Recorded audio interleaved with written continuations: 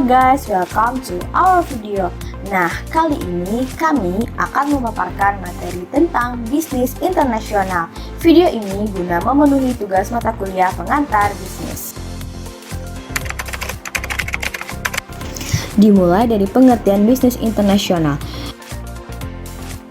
Pengertian secara harfiah bisnis internasional ialah bisnis yang segala kegiatannya dilakukan dengan melewati batas-batas negara, tidak hanya dalam hal perdagangan saja, namun juga di bidang manufaktur maupun industri jasa yang berkembang di berbagai bidang seperti transportasi, pariwisata, konstruksi, komunikasi massa, periklanan, perbankan, perdagangan besar, dan perdagangan eceran.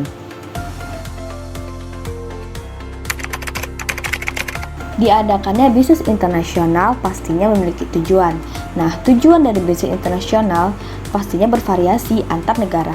Tetapi secara umum tujuan bisnis internasional yaitu meliputi pertama yaitu meningkatkan devisa negara. Kenapa meningkatkan devisa negara ini termasuk ke dalam tujuan bisnis internasional? Karena perdagangan internasional membantu meningkatkan devisa negara melalui kegiatan ekspor produk ke negara lain. Yang kedua yaitu menunjang pertumbuhan ekonomi. Perdagangan internasional dapat memicu pertumbuhan ekonomi dengan membuka lowongan pekerjaan dan meningkatkan produksi. Lalu yang ketiga, menjaga stabilitas harga barang yang dibeli. Kenapa menjaga stabilitas harga barang yang dibeli termasuk ke dalam tujuan bisnis internasional? Karena perdagangan internasional dapat membantu mengurangi angka pengangguran dan stabilisasi harga barang yang dibeli. Lalu yang keempat, mewujudkan efisiensi dan spesialisasi. Perdagangan internasional bisa membuat sebuah negara mempunyai spesialisasi di bidang tertentu, sehingga memungkinkan negara tersebut menghasilkan produk atau jasa bernilai ekspor. Lalu yang kelima, memenuhi kebutuhan suatu negara yang tidak tersedia di negara tersebut, namun tersedia di negara lain. Perdagangan internasional memungkinkan suatu negara untuk memenuhi kebutuhan mendasar negara lain. Yang terakhir, yang keenam, yaitu memperoleh keuntungan. Salah satu tujuan perdagangan internasional adalah memperoleh keuntungan dengan menjual barang atau jasa di pasar internasional.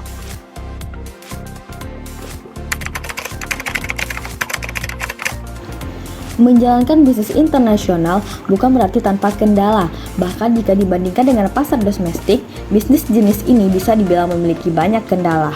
Berikut beberapa hambatan lain yang bisa menghambat aktivitas bisnis. Yang pertama, perbedaan budaya. Perbedaan budaya antara negara-negara dapat mempengaruhi cara berbisnis, komunikasi, dan perilaku konsumen. Perusahaan harus memahami norma-norma sosial, nilai-nilai, dan etika bisnis setempat. Yang kedua, hukum regulasi. Setiap negara memiliki hukum, regulasi, dan peraturan yang berbeda untuk berbisnis. Perusahaan harus mematuhi semua persyaratan perizinan, pajak, dan regulasi yang berlaku. Yang ketiga, perbedaan nilai mata uang. Perbedaan mata uang dapat mempengaruhi margin keuntungan perusahaan. Ketika nilai tukar mata uang lokal melemah terhadap mata uang asing, biaya impor barang bisa meningkat, yang dapat mengurangi margin keuntungan. Sebaliknya, ketika mata uang lokal menguat, margin keuntungan bisa meningkat. Yang keempat, risiko politik dan ekonomi. Perubahan rezim politik, kebijakan pemerintah, dan ketidakstabilan politik dapat mempengaruhi operasional perusahaan secara signifikan. Ketidakstabilan ekonomi di negara-negara yang berbeda dapat mengganggu operasional perusahaan dan kinerja keuangan.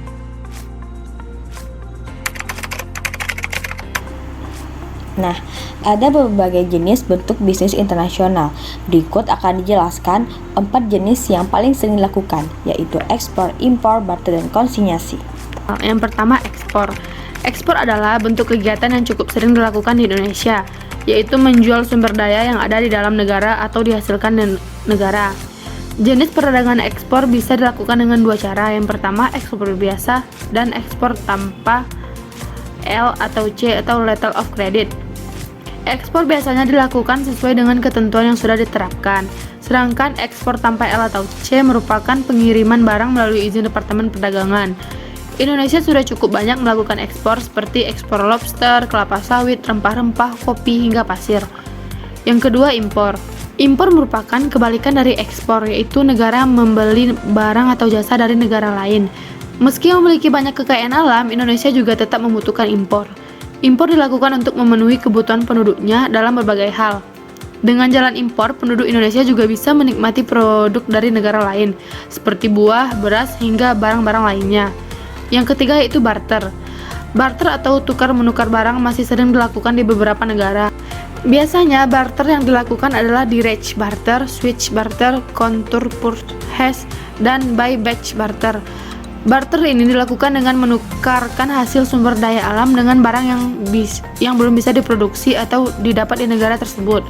Indonesia pernah melakukan barter, yaitu menukarkan kelapa sawit dengan produk militer dan lain sebagainya.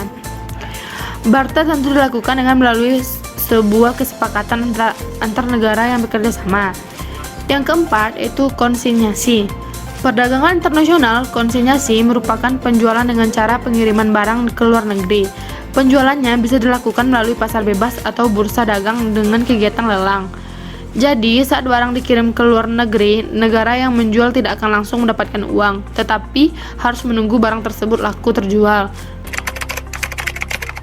Setiap perusahaan yang akan memulai bisnis internasional pasti terlibat atau melibatkan diri dari tahapan dengan resiko bisnis paling ringan sampai ke tahapan dengan resiko kompleks atau tinggi. Secara kronologis, berikut adalah tahapan yang harus dilalui secara rinciannya. Yang pertama yaitu ekspor insidentil. Langkah awal suatu perusahaan untuk memulai bisnis internasional adalah dengan ekspor insidentil, di mana mereka akan terlibat dalam aktivitas perkembangan jangkauan pasar produk yang dimiliki. Misalnya saja, saat seseorang memproduksi suatu barang yang kemudian dibeli oleh orang dari negara lain, kemudian dia mengirim barang ke negara tersebut. Yang kedua yaitu ekspor aktif. Biasanya setelah pengusaha melakukan kegiatan ekspor insidentilnya, maka akan terjalin hubungan kerjasama atau transaksi yang bisa terjadi terus-menerus. Jika pada awalnya pelanggan tersebut hanya bertransaksi untuk satu jenis barang, kemungkinan besar bisa meningkat dengan melakukan transaksi pembelian barang dalam jumlah banyak atau jenis barang yang berbeda. Lalu yang ketiga, penjualan lisensi. Jika kegiatan ekspor telah aktif, maka perusahaan bisa melakukan penjualan lisensi atau licensing terhadap beragam produk yang mereka miliki. Di tahap ini, produsen menjual brand atau merek mereka, sehingga konsumen dari negara lain yang membeli produk tersebut berhak melakukan manajemen secara pribadi atas barang-barang yang lisensinya telah mereka beli. Yang keempat yaitu franchising. Tahap terakhir dalam memulai bisnis internasional ini adalah franchising, yang merupakan perkembangan dari penjualan lisensi yang telah disebutkan di atas. Di tahap ini, pihak produksi tidak hanya menjual izin dagang produk mereka saja, namun juga menyediakan berbagai alat, resep campuran yang digunakan selama proses produksi, cara memproduksi, pengendalian mutu, pengawasan mutu bahan baku, dan hasil produksi telah sesuai dan cara pelayanannya. Oke, sekian pemaparan materi dari kelompok kami. Thanks for watching guys, see you!